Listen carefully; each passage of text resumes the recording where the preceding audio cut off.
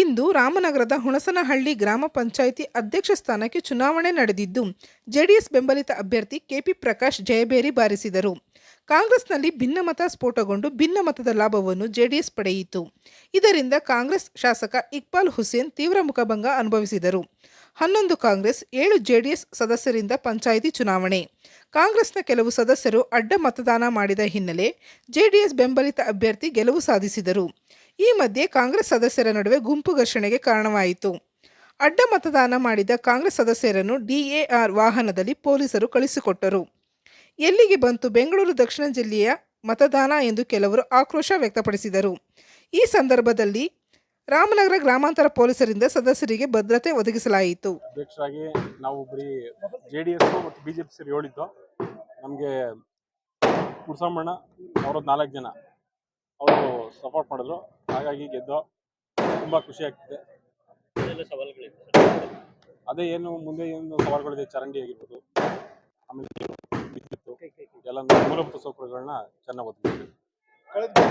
ಕಳೆದ ಬಾರಿ ಕೂದಲೇ ಸೋತಿದ್ರಿ, ಈ ಬಾರಿ ಏನು ತುಂಬ ಖುಷಿ ಆಗ್ತಿದೆ. ಯಾಕಂದ್ರೆ ತುಂಬ ಶ್ರಮ ಪಟ್ವಿ. ಈ ಆಡಳಿತ ಪಕ್ಷಗಳು ಏನು ಆಡಳಿತ ಯಂತ್ರಗಳನ್ನ ಏನು ದುರುಪಯೋಗಪಡಿಸ್ಕೊತವೆ, ಆ ಸವಾಲುಗಳನ್ನ ಮೆಟ್ಟಿ ನಿಲ್ಲೋದು ಭಾಳ ಖುಷಿ ಆಯಿತು. ಯಾಕಂದ್ರೆ ಭಾಳ ಹಿಂಸೆ ಕೊಟ್ಟರು, ಕಿಡ್ನಾಪ್ ಅಂತೆ, ಭಾಳ ತೊಂದರೆಗಳು ಕೊಟ್ಟರು. ಆದರೂ ಕೂಡ ಎಲ್ಲೂ ವಿಚಲಿತರಾಗದೆ ನಮ್ಮ ಜೊತೆ ಪಾಪ ಪುಡ್ಸಮ್ಮಣ್ಣ ಭಾಳ ನಿಂತ್ಕೊಂಡ್ರು. ಎಲ್ಲರೂ ಕೂಡ ಪಕ್ಷದ ನಮ್ಮ ಶಿವರಾಜಣ್ಣ ಇರ್ಬೋದು, ನಮ್ಮ ಮಹೇಶಣ್ಣ ಇರ್ಬೋದು, ಎಲ್ಲ ನಮ್ಮ ಬೈರೇಗೌಡರು, ನಮ್ಮ ಕೃಷ್ಣಪ್ಪ, ಎಲ್ಲ ನಮ್ಮ ಫುಲ್ಲು ಮಹೇಶ್ ಎಲ್ಲರೂ ಸೇರಿ ಭಾಳ ಒಗ್ಗಟ್ಟಿನಿಂದ ಹೋರಾಟ ಮಾಡಿ, ಕಾಂತಣ್ಣ ಇರ್ಬೋದು, ಪ್ರತಿಯೊಬ್ಬರು ನಮ್ಮ ಪಂಚಾಯತಿ ಲೀಡರ್ಗಳು, ಆಮೇಲೆ ನಮ್ಮ ಗ್ರಾಮದ ಸದಸ್ಯರು ಪ್ರತಿಯೊಬ್ಬರು, ಆಮೇಲೆ ಪಕ್ಷಾತೀತವಾಗಿ ನನಗೆ ಪಕ್ಷ ಮತ್ತೆ ಪಕ್ಷಾತೀತವಾಗಿ ಎಲ್ಲರ ಸಹಕಾರದಿಂದ ಗೆದ್ದಿದ್ದೀನಿ. ತುಂಬಾ ಖುಷಿ ಆಗ್ತಿದೆ. Okay, thank you.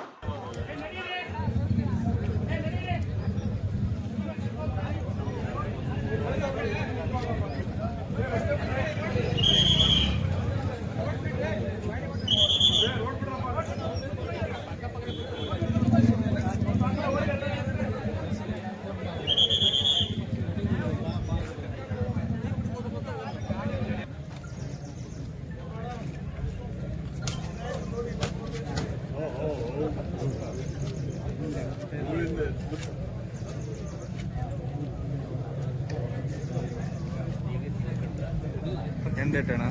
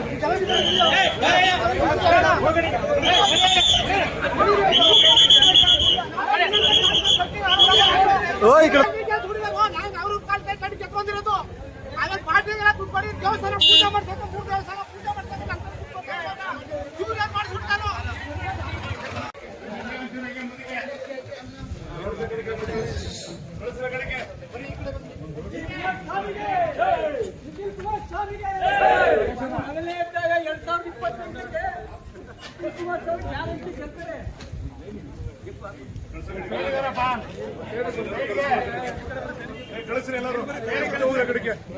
Jayakumar sir ಕಳಿಸಪ್ಪ, ಎಲ್ಲರೂ ಕಳಿಸೋ ಕಡೆಗೆ.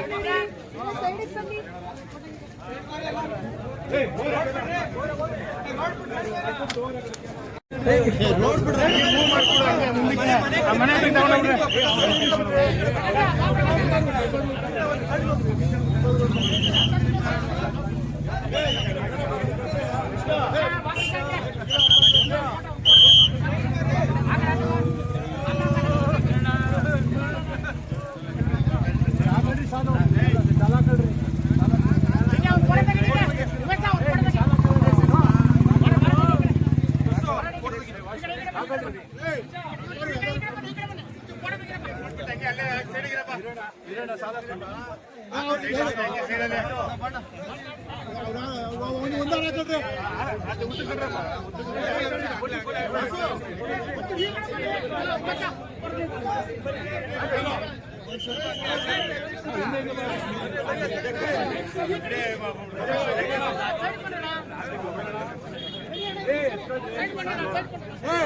ಅಧ್ಯಕ್ಷ ಮಾತಾಡಕ್ಕೆ ಬೇರೆ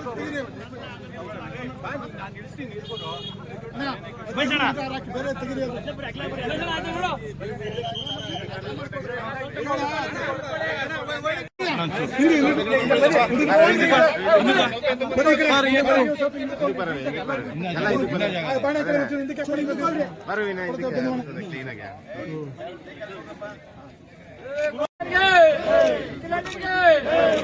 ಮುಖ್ಯಮಂತ್ರಿ ಕುಮಾರಣ್ಣನವರಿಗೆ